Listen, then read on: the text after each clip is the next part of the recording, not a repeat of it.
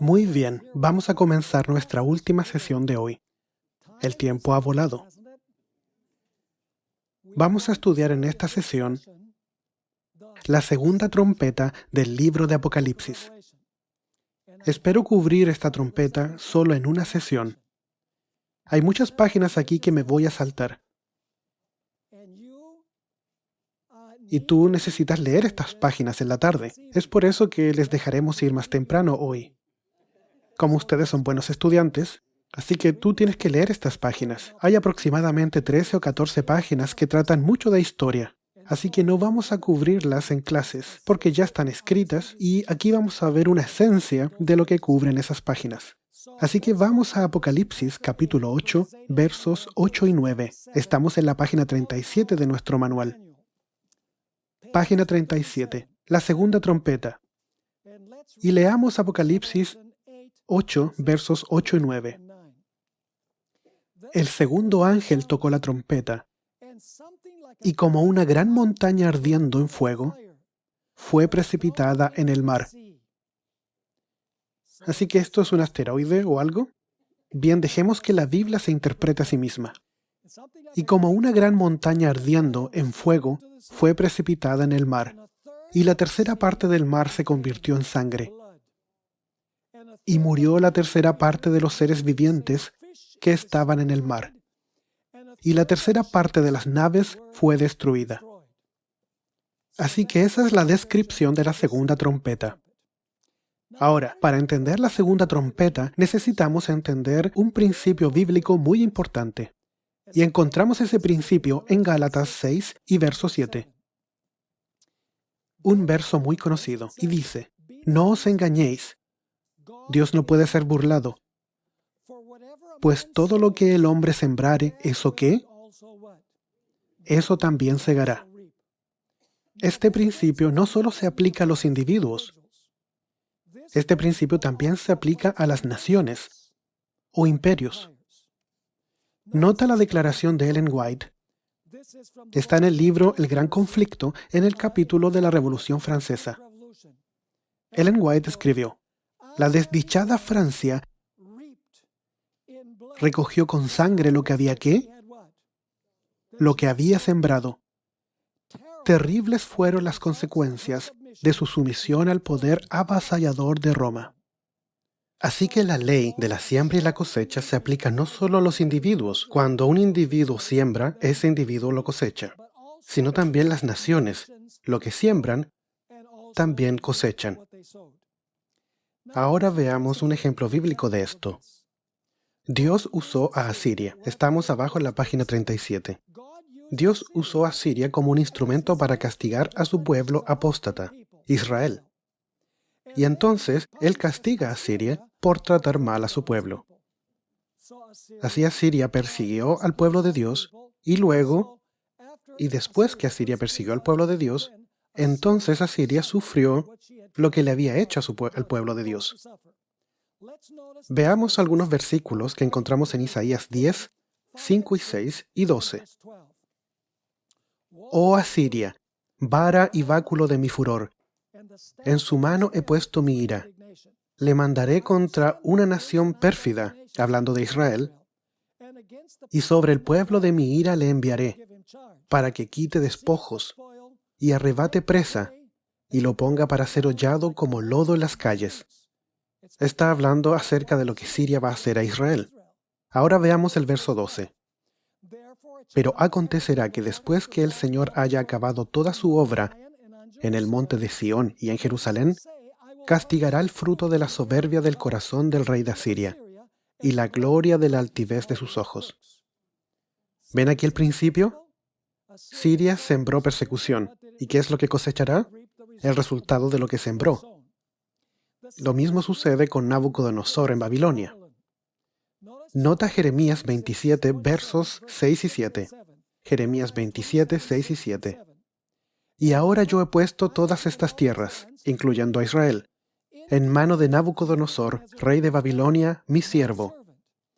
Y aún las bestias del campo le he dado para que le sirvan, y todas las naciones le servirán a él, a su hijo y al hijo de su hijo, hasta que venga también el tiempo de su misma tierra, y la reduzcan a servidumbre muchas naciones y grandes reyes.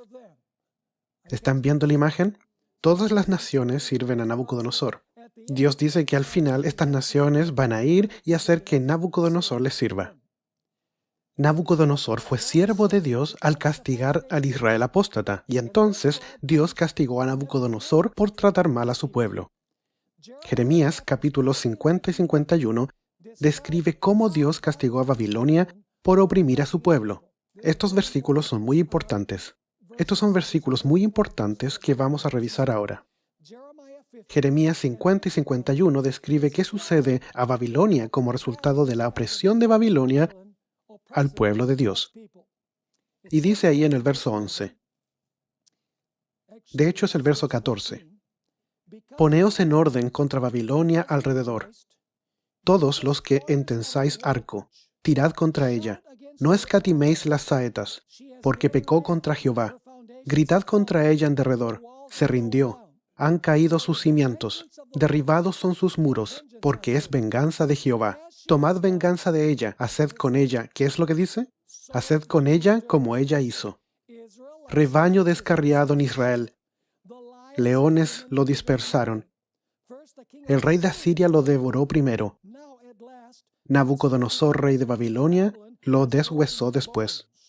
Ahí está la opresión al pueblo de Dios. Por tanto, así ha dicho Jehová de los ejércitos, Dios de Israel, yo castigo, ¿a quién? Yo castigo al rey de Babilonia y a su tierra, como castigué al rey de Asiria. Voz de los que huyen y escapan de la tierra de Babilonia, para dar en Sión las nuevas de la retribución de Jehová nuestro Dios, de la venganza de su templo. Ahí está el principio de nuevo. Babilonia oprime al pueblo de Dios.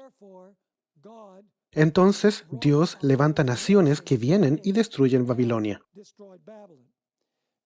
Jeremías 51 también describe este mismo fenómeno.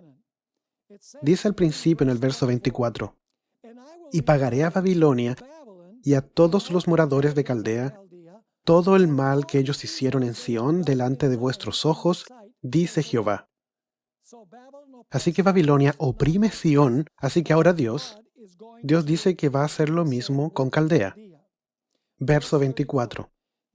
Me devoró, me desmenuzó Nabucodonosor, rey de Babilonia, y me dejó como vaso vacío, me tragó como dragón, llenó su vientre de mis delicadezas, y me echó fuera. Sobre Babilonia caiga la violencia hecha a mí y a mi carne. ¿Están viendo el principio aquí? Dirá la moradora de Sión, y mi sangre caiga sobre los moradores de Caldea, dirá Jerusalén. Por los muertos de Israel caerán Babilonia, como por Babilonia cayeron los muertos de toda la tierra. Los que escapasteis de la espada, andad, no os detengáis. Acordaos por muchos días de Jehová y acordaos de Jerusalén. Ahí está el principio.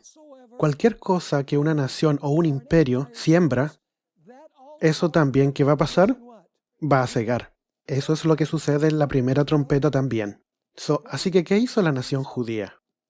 La nación judía asesinó a Jesús y persiguió a sus seguidores. ¿Y qué pasó? Dios usó a los romanos para castigar a quienes habían oprimido al pueblo de Dios. Preguntémonos, ¿quién destruyó a Jerusalén la primera vez? En el año 586, a propósito. ¿Fue Dios? ¿Fue Nabucodonosor? ¿O Israel mismo se destruyó? Bien, la respuesta es sí. Noten lo que la Biblia dice. Daniel capítulo 9 y verso 14 dice que Dios destruyó Jerusalén. Dice ahí, por tanto, Jehová veló sobre el mal y lo trajo sobre nosotros. Porque justo es Jehová nuestro Dios en todas sus obras que ha hecho, porque no obedecimos a su voz. Así que, ¿quién trajo el desastre a Israel? ¿Por qué fueron cautivos por 70 años? Dice que el Señor lo trajo sobre ellos. Así que Dios lo hizo. Pero la Biblia también dice que Nabucodonosor lo hizo. Nota segunda de Crónicas 36, versos 17 al 19. Dice que Nabucodonosor lo hizo. Leamos. Por lo cual trajo, ese es Dios, contra ellos al rey de los caldeos, que mató a espada a sus jóvenes en la casa de su santuario, sin perdonar joven ni doncella, anciano ni decrépito.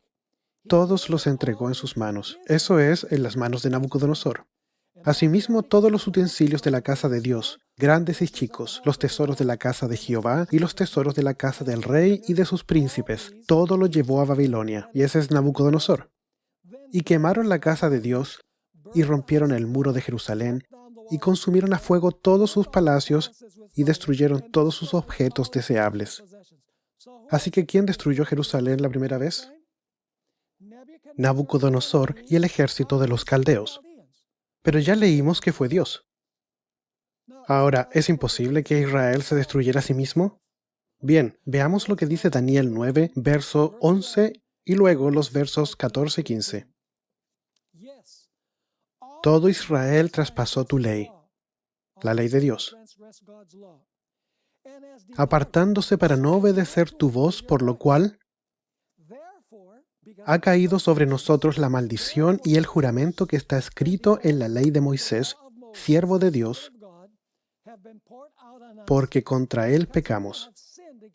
Así que, ¿quién trajo la destrucción sobre la ciudad? Israel. Verso 14. Por tanto, Jehová veló sobre el mal y lo trajo sobre nosotros, porque justo es Jehová nuestro Dios en todas sus obras que ha hecho, porque no obedecimos a su voz. Ahora pues, Señor Dios nuestro, que sacaste tu pueblo de la tierra de Egipto con tu mano poderosa, e hiciste renombre cual no tienes hoy, hemos pecado. ¿Hemos hecho qué? Hemos hecho impíamente. Así que, ¿quién destruyó Jerusalén la primera vez? ¿Fue Dios? Sí. ¿Fue Nabucodonosor? Sí. ¿Fue Israel mismo? Sí. Por el pecado de Israel.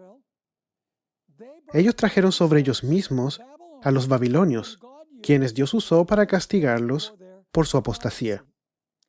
Ahora, ¿qué pasa con respecto a la segunda destrucción de Jerusalén en el año 70, entre el año 66 y el año 70? Bien, vamos ahora a la otra sección, en la página 40, la segunda destrucción de Jerusalén. Daniel 9:26, el cual fue estudiado en la lección de la escuela sabática pasada. Dice que el pueblo del príncipe destruyó Jerusalén la segunda vez en el año 70 después de Cristo. Así que, ¿quién destruyó la ciudad de Jerusalén? El pueblo del príncipe. Ahora, ¿quién es el príncipe en Daniel 9? El príncipe en Daniel 9 es Cristo. A través de todo el libro de Daniel, cuando la palabra príncipe es usada, se aplica a Cristo. Nunca se aplica a un ser humano. Él es el gran príncipe que está delante de su pueblo. Él es el príncipe de los príncipes en Daniel capítulo 8. Así que el príncipe en Daniel 9 es Cristo. Ahora, si el príncipe en Daniel 9:26 es Jesús, entonces, ¿quién es el pueblo de este príncipe? ¿Quién es el pueblo de este príncipe? La nación judía, ¿cierto? La nación judía. Ahora, la pregunta crítica es esta. ¿Los judíos mismos destruyeron la ciudad y el santuario?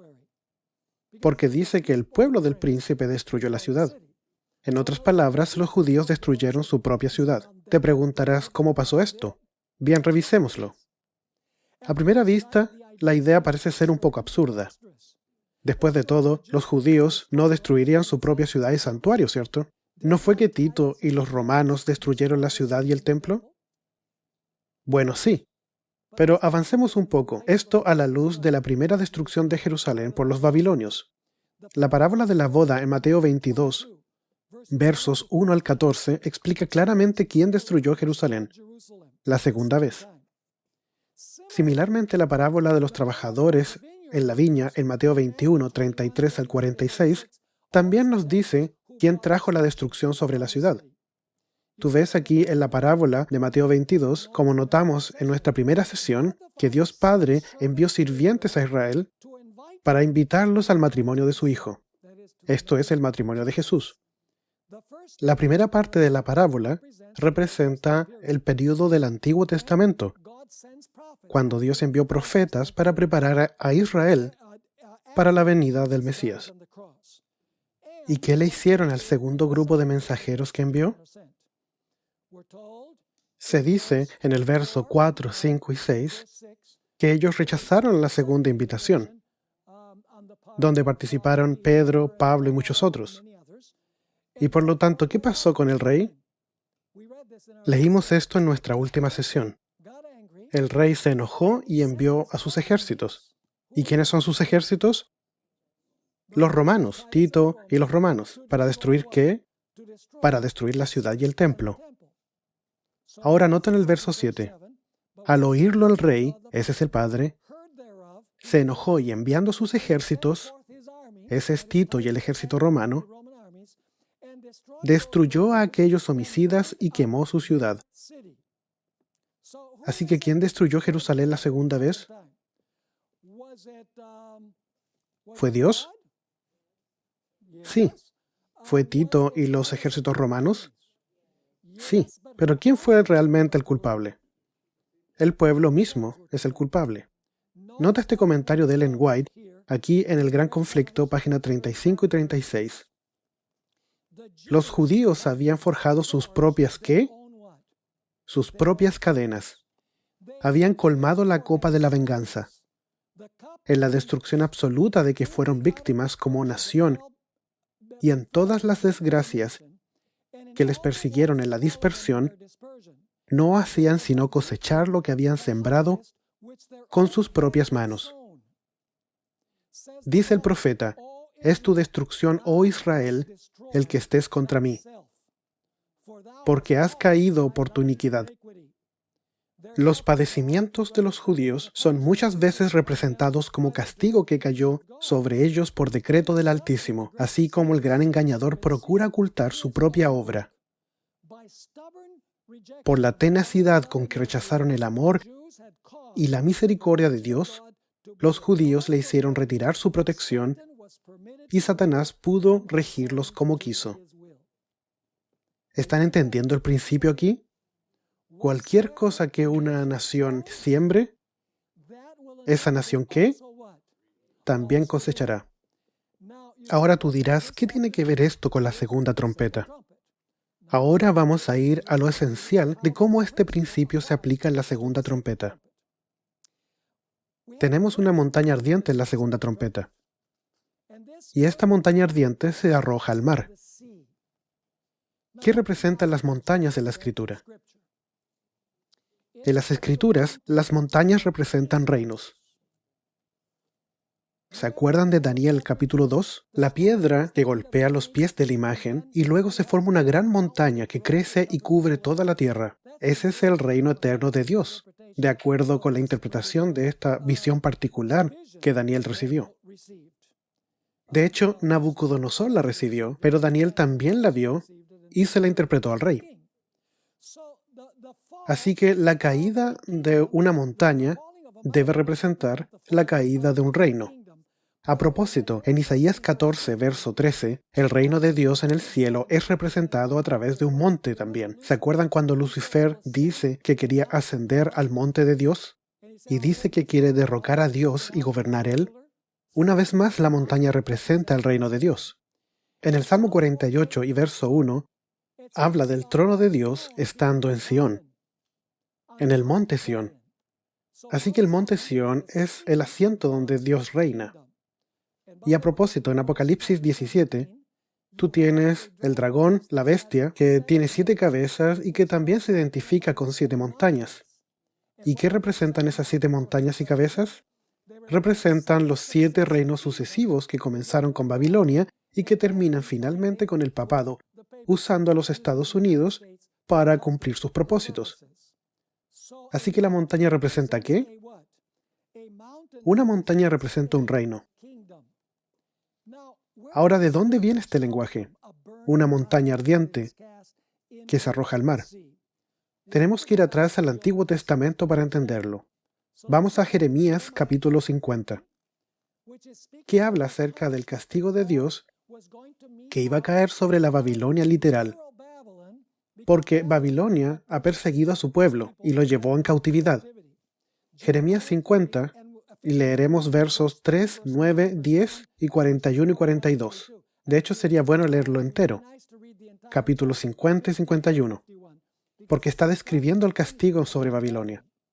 A propósito, la destrucción viene del norte, y es como las olas del mar que ahogan este reino.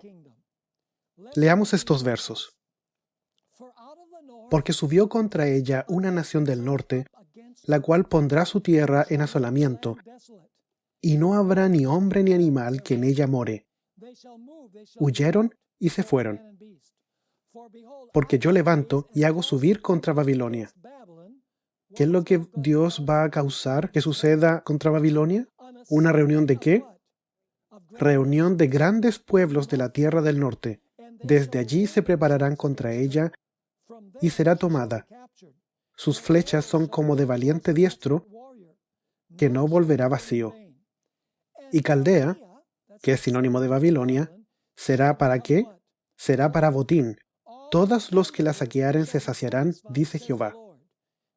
He aquí viene el pueblo del norte, y una nación grande, y muchos reyes se levantarán de los extremos de la tierra. Arco y lanza manejarán.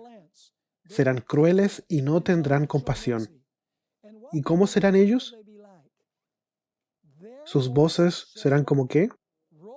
Su voz rugirá como el mar, y montarán sobre caballos. Se prepararán contra ti como hombres a la pelea, oh hija de Babilonia. Ahora vamos a Jeremías 51 y verso 25.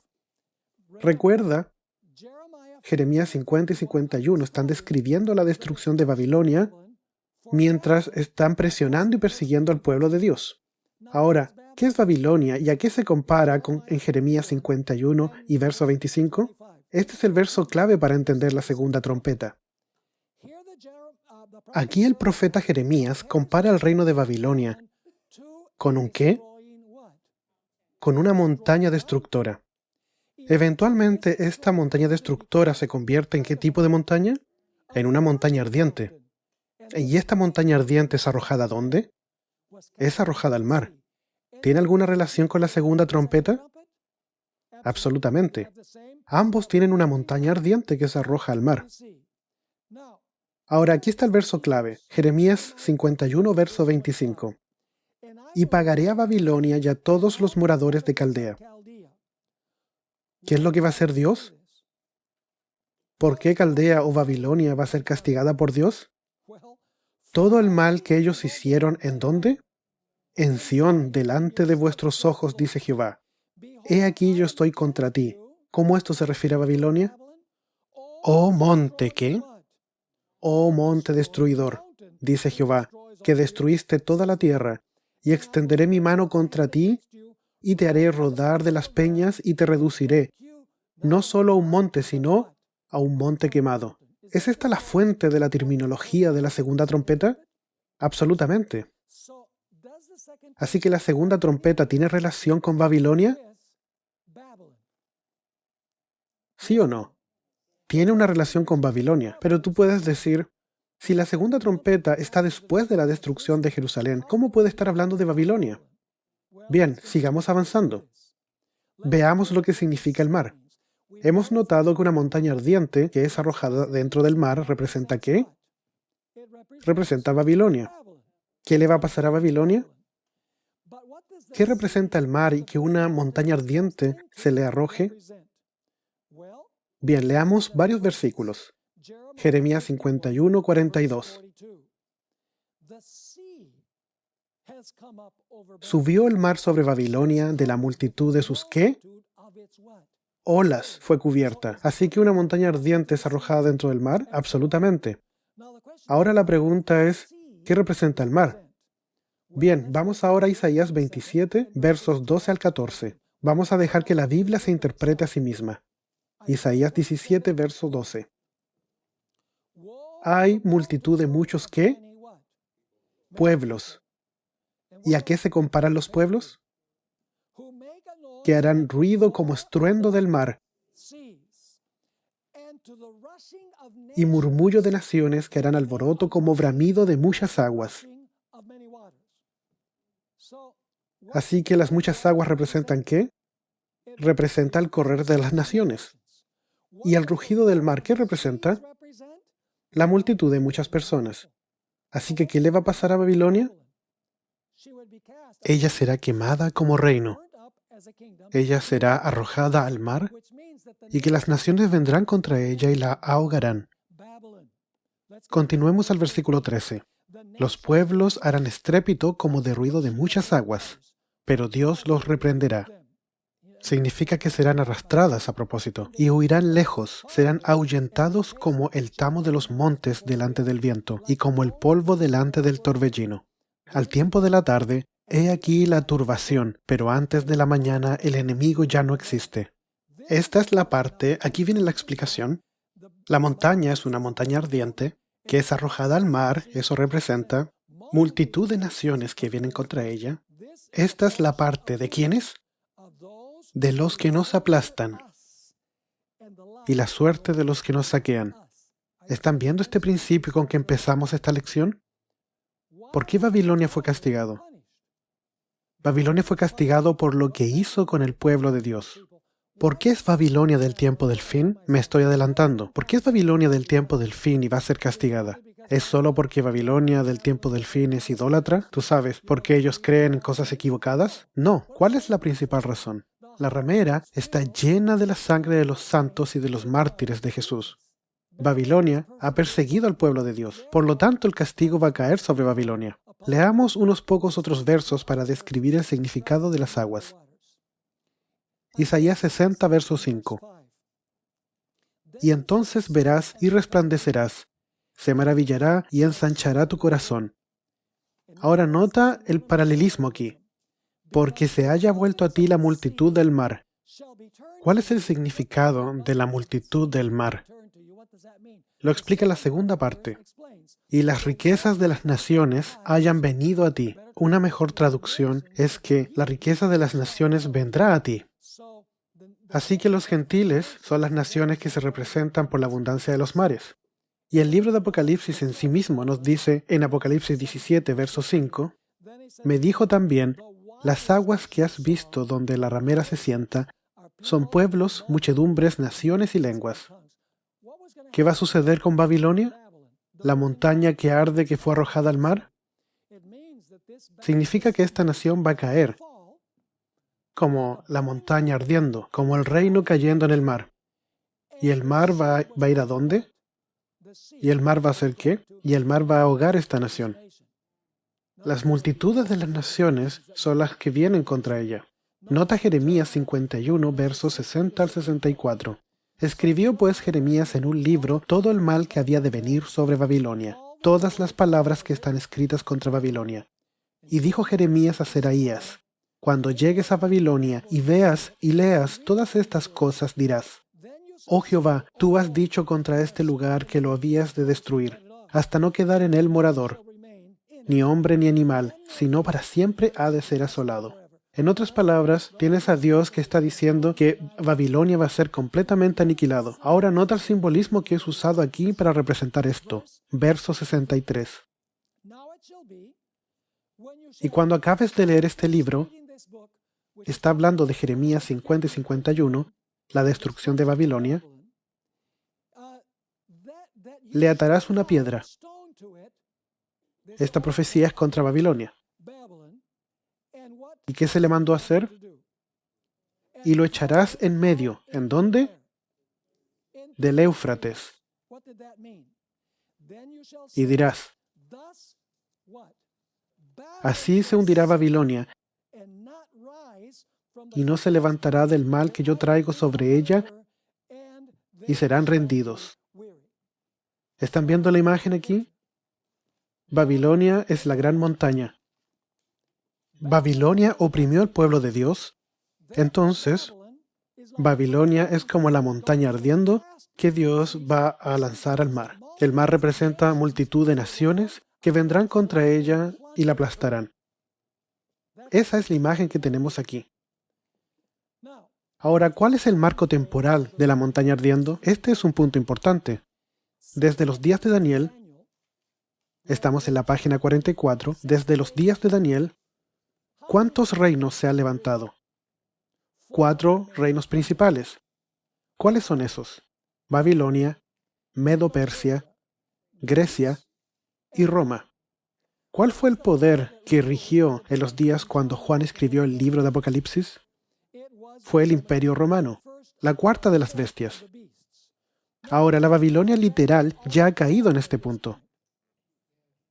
¿La profecía de Jeremías ya se ha cumplido, como la montaña ardiendo que Dios arroja al mar de las naciones y que es totalmente destruida?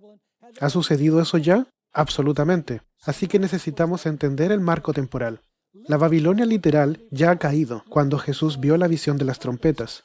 Por lo tanto, la montaña en la segunda trompeta no puede referirse a la caída ¿de qué? De la Babilonia literal del Antiguo Testamento. Se usa el lenguaje, pero no se puede referir a la Babilonia original literal. ¿Están entendiendo el punto? La pregunta crítica es esta. ¿Cuál reino destruyó Jerusalén? ¿Qué trompeta es esa? ¿El reino que destruye Jerusalén?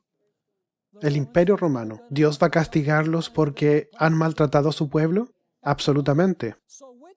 ¿Quién destruyó Jerusalén, desoló al pueblo de Dios y luego sufrió el castigo de Dios?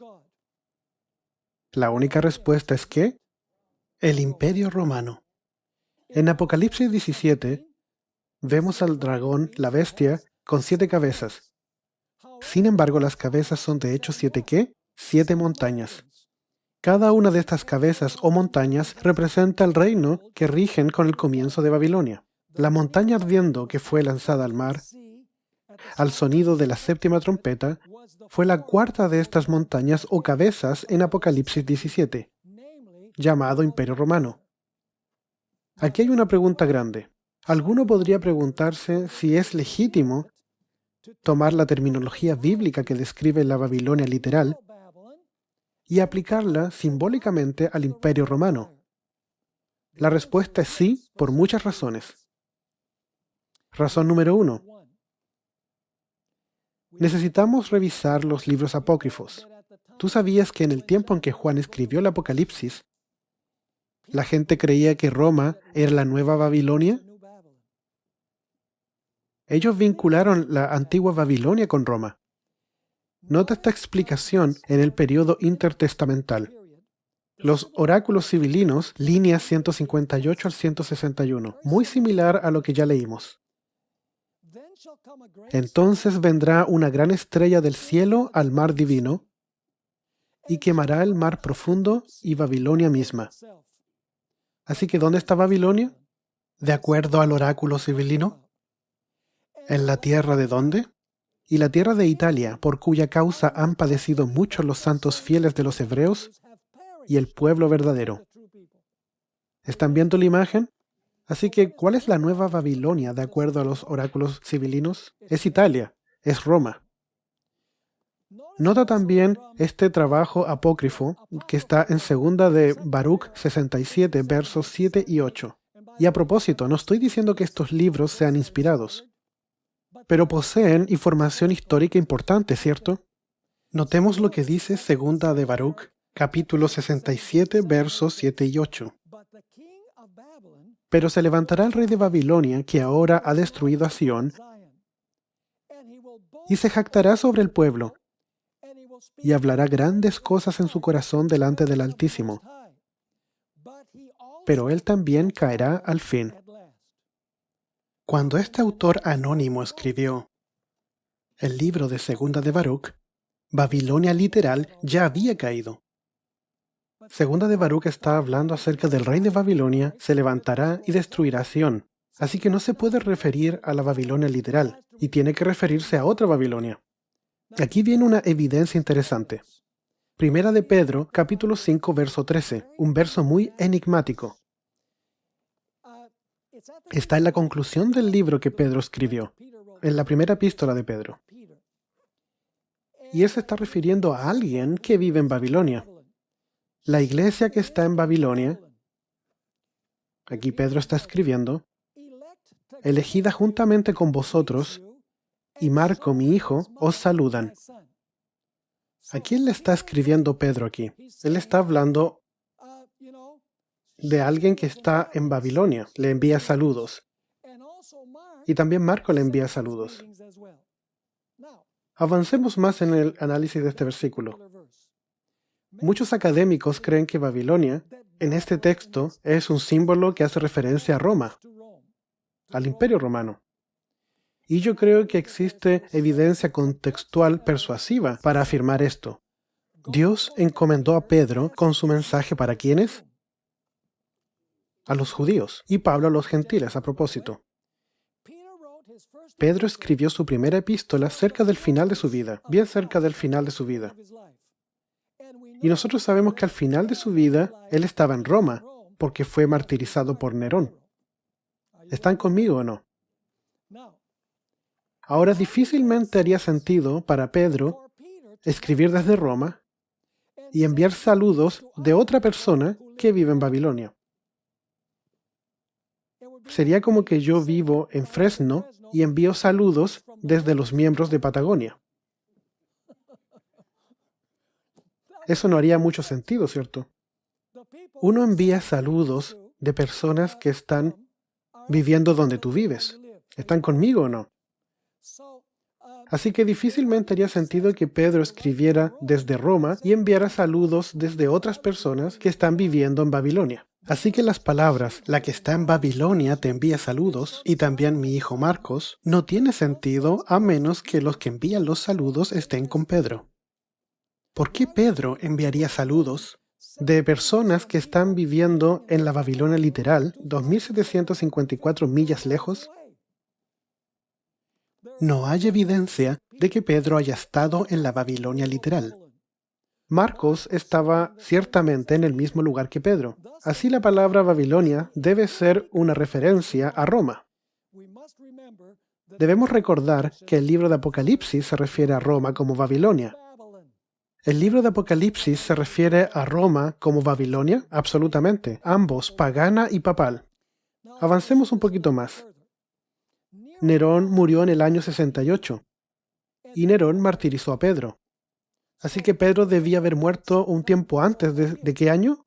Antes del año 68, a no ser que Nerón haya martirizado a Pedro después de su muerte, lo cual es muy improbable. La mayoría de los académicos ponen la fecha de la primera epístola de Pedro en algún punto entre el año 64 y 68. Ellen White confirma que tarde en su vida Pedro ministró en Roma y que fue Nerón quien lo martirizó. Leamos esta declaración. Viene del libro Hechos de los Apóstoles, página 537. La providencia de Dios permitió que Pedro acabase su ministerio ¿dónde? En Roma, donde el emperador Nerón le mandó prender en los días en que fue preso Pablo. Así los dos veteranos apóstoles, durante tantos años separados, iban a dar su postrer testimonio por Cristo en la metrópoli del mundo y derramar su sangre como semilla de una copiosa cosecha de santos y mártires. Así que, ¿dónde estaba Pedro al final de su vida? Estuvo en Roma. ¿Y él envió saludos desde dónde? Babilonia. Así que, ¿qué es Babilonia? Babilonia es Roma, el imperio romano pagano. ¿Les hace esto sentido? Desafortunadamente, no tenemos tiempo de cubrir todos los puntos de estas notas de estudio, así que será su tarea para esta tarde después de clases, porque vamos a terminar cerca de las 4 de la tarde. Después vamos a tener una sesión de preguntas y respuestas, y asumiendo que les tome 15 a 20 minutos llegar a casa, ustedes tienen básicamente desde las 5 de la tarde hasta la hora de irse a la cama para leer estas páginas. Son solo las páginas 46 a la 61. Ahora permítanme compartir con ustedes un vistazo de lo que encontramos en estas páginas. Primero que todo, y es fascinante, tú sabes, es fascinante leer esto. Cuando estas páginas prueban que hay un vínculo entre la antigua Babilonia y la religión de la antigua Babilonia, que fue transferida a Pérgamo en Asia Menor. ¿Están viendo esta figura? En otras palabras, La religión de Babilonia fue transferida de Babilonia a Asia Menor, a Pérgamo específicamente. Y hay evidencia histórica que la religión que fue transferida de Babilonia a Pérgamo fue luego transferida a Roma, particularmente la adoración al sol, el dios Mitra. Así que hay un vínculo entre la antigua Babilonia y la Roma pagana en Pérgamo. Pérgamo literal. Y aquí viene algo interesante. También hay un vínculo entre la Roma pagana y la Roma papal vía Pérgamo. También. Y tú dices, ¿cómo es eso? La tercera iglesia de Apocalipsis, Pérgamo, ¿en qué periodo fue eso? La iglesia de Pérgamo está en el periodo de Constantino. ¿Y ese es el periodo de transición entre la Roma pagana y la Roma papal? Sí, desde el 303 o 313, dependiendo la fecha del evento que tú quieras elegir, hasta el año 538. La transición se hace entre la Roma pagana y la Roma papal. La cultura y las prácticas de la religión de la Roma pagana son transferidas vía la iglesia de Pérgamo a la Roma papal. ¿Están conmigo? Entonces hay un vínculo entre la Babilonia antigua, Pérgamo en Asia Menor, la Roma pagana y a través de la iglesia de Pérgamo a la Roma papal. Absolutamente. Así que esa es la razón por la cual Roma se llama Babilonia. Esa es la razón por la cual la Roma papal es también llamada ¿qué?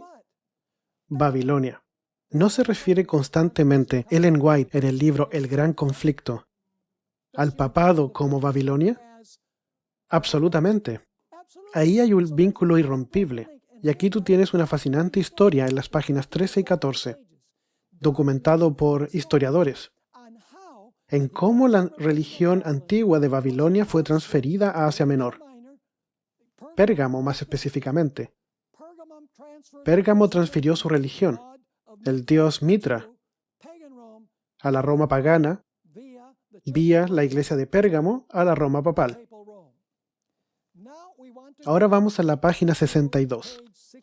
Página 62.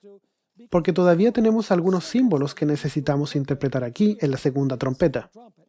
Volvamos atrás a Apocalipsis 8, versos 8 y 9, y leamos una vez más la descripción que se da a la segunda trompeta. El segundo ángel tocó la trompeta, y como una gran montaña ardiendo en fuego, fue precipitada ¿dónde? En el mar. ¿Qué significa esta gran montaña arrojada al mar? ¿Qué significa una gran montaña ardiendo en el Antiguo Testamento? Babilonia literal. ¿Qué es esta gran montaña ardiendo en la segunda trompeta? No puede ser la Babilonia literal, porque esto es después que Cristo ascendió al cielo. Es después de la destrucción de Jerusalén. Así que tiene que ser una Babilonia diferente. Así que esta gran montaña ardiendo, que esta montaña esté ardiendo significa que ha sido destruida, es arrojada al mar. ¿Qué representa eso? Representa las invasiones bárbaras. Naciones, muchos del norte que vinieron y desparramaron el imperio.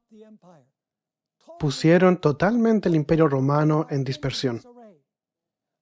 Arruinaron el comercio, las líneas comerciales de Roma. Y destruyeron todo lo que ellos podrían encontrar en su camino. Pero luego tenemos también, y dice, y la tercera parte del mar se convirtió en sangre. Otras versiones dice hubo gran matanza, como resultado de la caída de este reino. Y murió la tercera parte de los seres vivientes que estaban en el mar. Una mejor traducción es que los peces en el mar murieron. Así que la pregunta es, ¿qué significan los peces? Bien, el mar representa las naciones, la multitud de naciones. Y los peces viven en el mar. Ellos viven en esas naciones. Así que, ¿qué significan los peces? Bien, ellos representan las personas que viven en aquellos imperios. Tú dices, ¿dónde encontramos eso en la Biblia?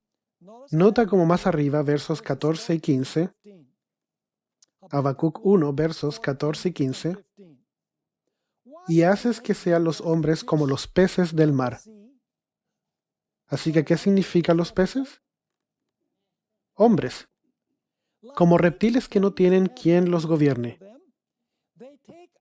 Sacará a todos con anzuelo los recogerá con su red y los juntará en sus mallas. ¿Qué están juntando ellos en sus redes? No, no hombres pez. Sí, peces, que representan hombres. Nota Eclesiastés 9:12. Porque el hombre tampoco conoce su tiempo, como los peces que son presos en la mala red, y como las aves que se enredan en el lazo. Así son enlazados los hijos de los hombres en el tiempo malo, cuando cae de repente sobre ellos. También Ezequiel 29, versos 3 y 4. ¿Qué principio estamos aplicando aquí? En la segunda trompeta, se supone que tenemos que encontrar una montaña literal, un asteroide literal que tiene que caer en el mar en algún lugar, y luego el mar, tú sabes, tragaría la montaña, y la tercera parte literal de los peces moriría. No, estamos hablando de símbolos.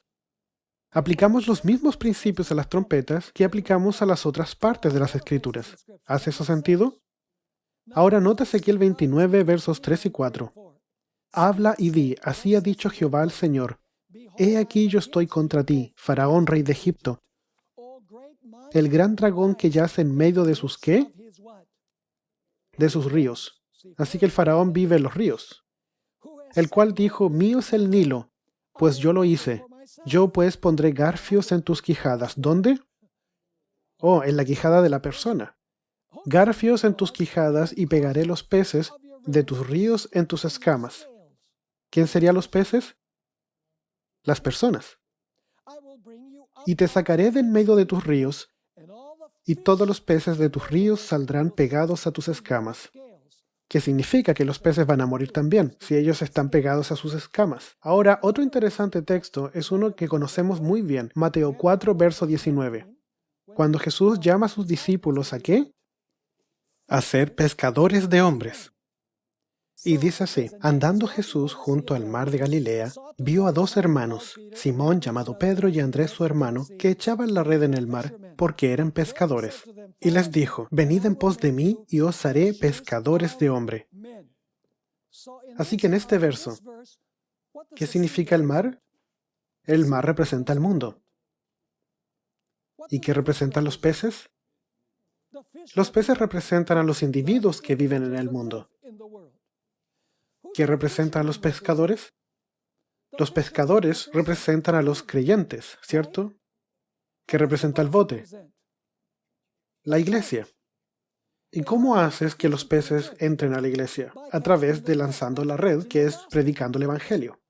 Y luego tenemos una pequeña parábola que habla de los peces en Mateo capítulo 13. Y dice que después que los peces son puestos en el bote, son llevados en el bote a la orilla y ahí se separan los peces buenos de los peces malos. En otras palabras, los buenos miembros de los malos miembros de la iglesia. Así que, ¿qué representan los peces? Ellos representan seres humanos. ¿Qué pasa con el Imperio Romano cuando los bárbaros los invaden?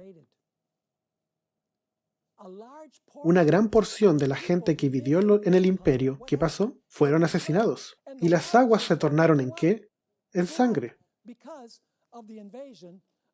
Debido a la invasión de estas tribus bárbaras. Ahora, ¿qué representan estos barcos que son mencionados aquí? ¿Tenemos que buscar un lugar específico donde un tercio de los barcos son destruidos? No, necesitamos entender qué significa simbólicamente la palabra barco. Hay unos textos que podemos encontrar en Ezequiel y Apocalipsis. Ezequiel 27, verso 9, 25 y 29. Nos dice que los barcos representan prosperidad comercial e intercambio. A propósito, el mercado bursátil se está yendo muy abajo. Cuando lo miré en mi descanso, estaba 1.400 puntos abajo. Así que tú sabes, los barcos representan básicamente la economía de Roma. ¿Fue Roma una nación próspera? ¿Tenía una economía muy sólida? Claro que la tuvo. Pero ¿qué pasó después de las invasiones bárbaras? La nación fue completamente destruida.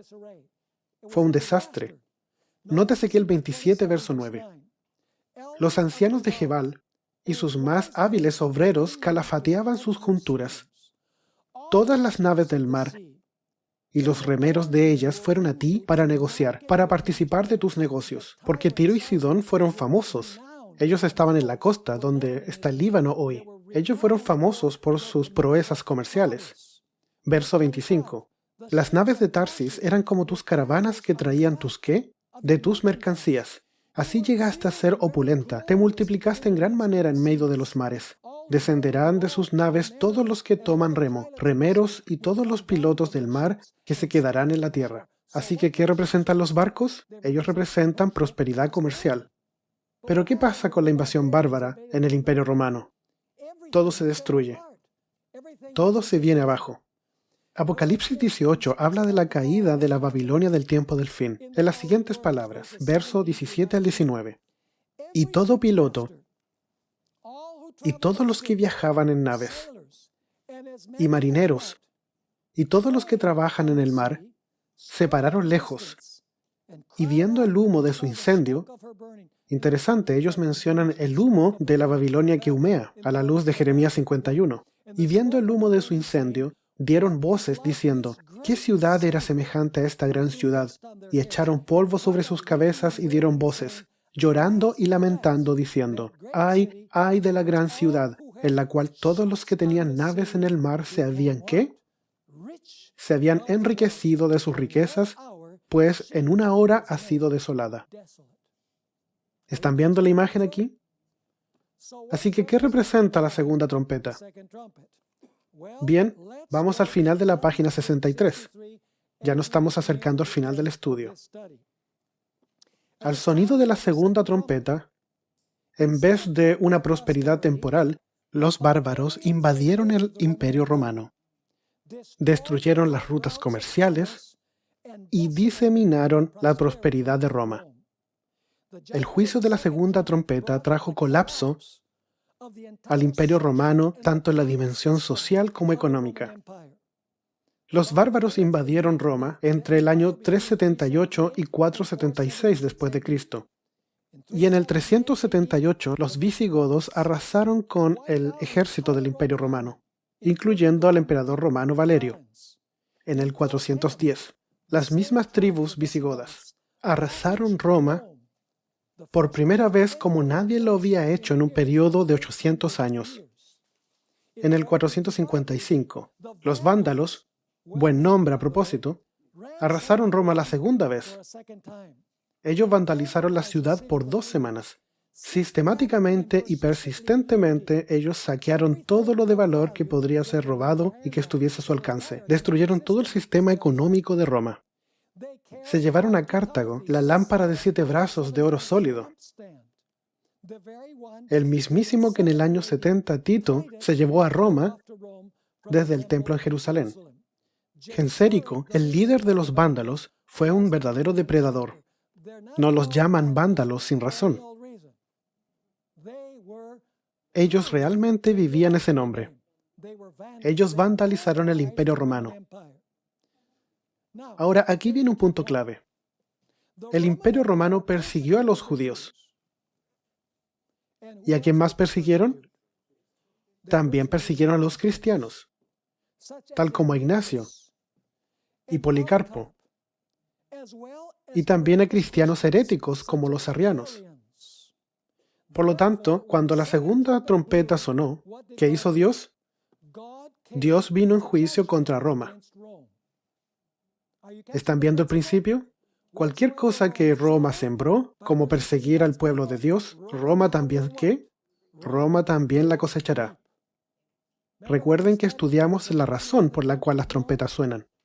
Son juicios parciales de Dios sobre las naciones o sistemas que han oprimido y perseguido al pueblo de Dios. Los bárbaros destruyeron las rutas de comercio y diseminaron las ciudades. Masacraron Roma, y Roma se convirtió prácticamente en una ciudad fantasma. Y a propósito, si estudiamos la segunda iglesia, la iglesia de Esmirna, es muy interesante. Tú sabes que la iglesia de Esmirna tiene un montón de lenguaje de muerte. Esta es la iglesia perseguida por los emperadores romanos. Notemos aquí rápidamente, ahora que estamos terminando, Apocalipsis capítulo 2. Apocalipsis capítulo 2. ¿Qué está diciendo de la iglesia de Esmirna? Dice en el verso 8, y escribe el ángel de la iglesia de Esmirna, el primero y el postrero, el que estuvo muerto y vivió, dice esto: yo conozco tus obras, y tu tribulación, y tu pobreza, pero tú eres rico, y la blasfemia de los que se dicen ser judíos, y no lo son, sino sinagoga de Satanás. No temas en nada lo que vas a padecer. He aquí, el diablo echará a algunos de vosotros en la cárcel para que seáis probados, y tendréis tribulación por 10 días. Esto es muy interesante. La persecución duró del 303 al 313. No voy a profundizar en eso ahora. Y tendrás tribulación por 10 días. Sé fiel hasta qué. Hasta la muerte. Yo te daré la corona de la vida. El que tiene oído, oiga lo que el Espíritu dice a las iglesias. El que venciere no sufrirá daño de la muerte. ¿Qué? La muerte segunda. A propósito, ¿tú sabes lo que significa el nombre Esmirna? El nombre Esmirna significa mirra agridulce. ¿Y tú sabes para qué se usaba la mirra en el Imperio Romano? Se utilizaba para embalsamar a los muertos. Así que la segunda iglesia es la iglesia que sufre persecución, tribulación, prisión y muerte. Sí. ¿Y qué les dice Jesús a ellos? No temas sufrir la primera muerte. No es un problema. Si eres fiel, no sufrirás la segunda muerte. Así que básicamente la segunda trompeta es porque el Imperio Romano persiguió a los cristianos y los mató a diestra y siniestra. Así que ahora Dios usa a los bárbaros para que vengan contra el Imperio Romano y hagan con él lo mismo que el Imperio Romano hizo con el pueblo de Dios. ¿Está eso claro? Ahora necesitamos estudiar la tercera trompeta, pero ya se nos acabó el tiempo. Así que no te pierdas el próximo emocionante episodio. Mañana en la mañana estudiaremos la tercera trompeta, el periodo cuando la apostasía entra en la iglesia cristiana.